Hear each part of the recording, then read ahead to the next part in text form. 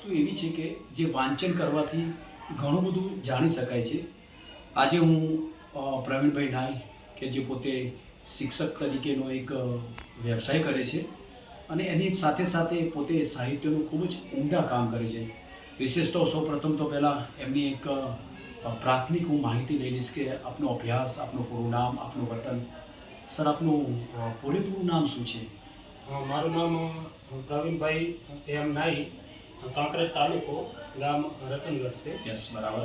પ્રાથમિક શિક્ષણ ગામમાં જ, એટલે કે રતનગઢ ગામમાં. બરાબર. અને એનાથી વધારે માધ્યમિક શિક્ષણ બાજુનું ગામમાં જે ખોડા છે ત્યાં લીધું. અને મારો જે વ્યવસાયિક અભ્યાસ માટે પલાસર મેં કોલેજ કરી. અત્યારે શિક્ષક તરીકે દિશા આદર્શ સ્કૂલમાં હું દાયિત્વ નિભાવી રહ્યો છું. ખૂબ સરસ મજાની વાત કરી કે પોતે એક પૂરેપૂરો અભ્યાસની સાથે સાથે અત્યારે એક આદર્શ પ્રાથમિક સ્કૂલની અંદર પોતે એક સેવાઓ પણ આપી રહ્યા છે. સર, આપ જે સાહિત્ય ક્ષેત્રની અંદર જે કામ કરો છો એવા કેવા ઉમદા કામ કરે છે આપ સાહિત્ય ક્ષેત્રની અંદર? સાહિત્ય એવો વિષય છે કે અંતરથી આનંદ પ્રગટે. બરાબર.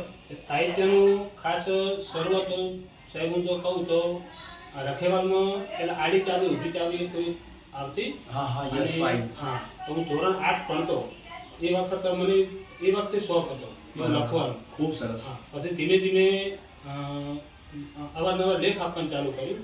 અને પછી રખેવાલ તરફથી સ્પેશિયલ એક સોમવાર મને આપ્યો કે સંવેદના કોલમ. એમાં લગભગ મેં 350 થી 400 જેવા લેખ દર સોમવારે સંવેદના કોલમમાં આપ્યો.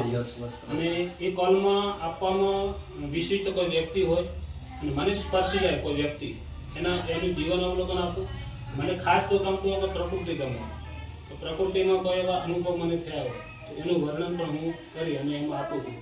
સાહિત્યના વિશે અંતરથી આનંદ પ્રગટે મને તો ગમે, પણ મારી સાથે જે લોકો જોડાયેલા હોય એમને પણ હું અવારનવાર કહેતો હોઉં છું કે આપ પણ સાહિત્યમાં જોડાઓ. બહુ સરસ. સાહિત્યનો વધુ વિકાસ થાય એવો આપણે બધા સાથે મળી પ્રયત્ન કરીએ. બહુ સરસ મજાની વાત કરી કે એમની કે સાહિત્યનો જેટલો વિકાસ થાય જેટલું વાંચનનો મર્મ બધી એવી ખૂબ સુંદર મજાની વાતો પણ કરી. સર, આપણે અત્યારે હાલ જે ગુજરાત સાહિત્ય પરિષદ જે અત્યારે ચાલે છે, બનાસકાંઠા સાહિત્ય પરિષદ ચાલે છે, એમાં પણ આપનો એક મને એવો જાણવા મળ્યું છે કે આપણે એક મારા ખ્યાલથી મહામંત્રીનો એક આપને એક પદવી આપવામાં આવી છે, એક જવાબદારી આપવામાં આવી છે સાહેબ.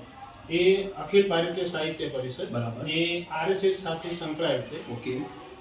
તેમાં જે બનાસકાંઠા જિલ્લા હોય તો બનાસકાંઠા જિલ્લામાં 1 વર્ષ પહેલાં મંત્રીનું દાયિત્વ હતું અને અત્યારે મહામંત્રી તરીકેનું એમને મને દાયિત્વ આપ્યું છે. બહુ સરસ, બહુ સરસ. સંઘ સાથે જે જોડાયેલ છે વેરી ગુડ. એમાં જે સેવક અને વક્તા બરાબર તમામ સરખા ત્યાં હોય. તે એવું નથી ચંદુભાઈ કે આપણને હોદ્દો મળી ગયો. દાખલા હું પોતે મહામંત્રીનું મને પદ આપ્યું છે, પણ જવાબદારી આપી છે. પણ મહામંત્રીને ખાલી જવાબદારી આપી છે, હું એની સાથે સેવક તરીકે જ છું. ખૂબ સરસ, બહુ સરસ. દાખલા તરીકે ત્યાં અમારે કોઈ વક્તવ્ય આપવાનું થાય બરાબર, તો અમે વક્તવ્ય આપી શકીએ અને અમે પોતે સામે બેસીને કોઈ વક્તવ્ય આપતો હોય એમને સાંભળીએ. ઓકે. કંઈ કામ હોય તો અમે જાતે ઊભા થઈને ત્યાં પણ કામ કરતા હોઈએ. સરસ, સરસ. દરેક લોકો સાથે મળી અને સાહિત્યનો વિકાસ થાય એવો અમે પ્રયત્ન કરવાનો અત્યારથી બધા હળી મળીને પ્રયત્ન કરી રહ્યા છીએ. ખૂબ જ સરસ મજાની વાત કરી કે એમને કે પદ તો બરાબર છે પણ પદની સાથે સાથે સાહિત્યના સાથેનો વિકાસ થાય એ બધી વિશેષ વાતો કરવા માંડી. પ્રવીણભાઈ, મેં એવું પણ સાંભળ્યું છે કે આપણે શિક્ષણની સાથે સાથે બાળકો સાથે ખૂબ જ ઉમદા કામ કરો છો. તાજેતરમાં મેં એવું જાણ્યું છે કે બાળકો સાથે તો તમે અવનવી શાળામાં પ્રવૃત્તિ તો કરો છો, બરાબર, પણ એની સાથે સાથે બાળકોના વિકાસ થાય, બાળકોનું ઉચ્ચ ઘડતર થાય એના માટે પણ આપણે એક પરીક્ષાની તૈયારી પણ કરાવો છો. કઈ કઈ પરીક્ષાઓ તૈયારી કરાવો છો? મને ચંદુભાઈ ખાસ કરીને બાળક ખૂબ જ ગમે. યસ, સ્કૂલમાં પણ આપ તો નોંધ કરતા હો તો કરી શકો કે સ્કૂલમાં પણ કોઈ પણ ધોરણનું બાળક હોય બરોબર છે, એને દેખીને હું રાજી થઈ જાઉં કે ભગવાનનું રૂપ છે. એટલે સ્કૂલમાં તો જે કામ કરીએ એ સિવાય એવું વિચારે કે બીજા બાળકો છે એમને પણ કંઈક આપણે લાભ આપીએ. બરાબર. કુદરતી રીતે નવોદય જે સ્કોલરશીપની જે પરીક્ષા આવે છે, નવોદય આવે, CET આવે, બરોબર, આવી જે સરકાર દ્વારા જે પરીક્ષા લેવાતી હોય છે એ પરીક્ષાનું કુદરતી રીતે મને એનું નોલેજ છે મારી પાસે અને એ નોલેજ બાળકને મળે એના પ્રયત્નો હું કરું છું.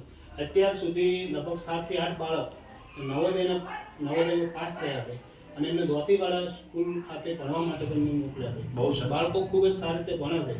બાળક જે ભણે છે એમને મજા આવે છે એવી જ રીતે મજા મને પણ આવે છે. બહુ સરસ. સર એ વાત કરી કે બાળકો જે નવોદય પરીક્ષાની અંદર પાસ કરીને જાય છે એ ભણે છે, એની સાથે સાથે એમને એ બાળકોને જોયા પછી ખૂબ જ આનંદ આવે છે. ખૂબ જ વિશેષ મજાની વાત કરી સાહેબ. આ શિક્ષણ સાથેની જે આ પ્રવૃત્તિ છે આપની ઘણી બહુ સરાહનીય છે. સર આજે હું તમને એક મારા મિત્ર દિનેશભાઈ નાયક એમની સાથે હું આવ્યો છું. આપને એક સરસ મજાનું પુસ્તક આપી અને એક સન્માન કરવાનો, મારી પાસે દિનેશભાઈ નાયક કવિરાજ પોતે પણ આવ્યા છે. આપને એક પુસ્તક આપી સન્માન કરીએ છીએ. આપ અમારું સન્માન સ્વીકારશો એવી લાગણી અનુભવું છું. સર વિશેષ હું આ તબક્કે આપને એવું કહેવા માંગુ છું કે આપ શિક્ષણ અને સાહિત્ય ક્ષેત્રે ખૂબ જ ઉમદા કામ કરો એવી મારી તમને હૃદયપૂર્વકની ખૂબ ખૂબ શુભેચ્છાઓ છે. ખૂબ ખૂબ આભાર. ખૂબ ખૂબ અભિનંદન.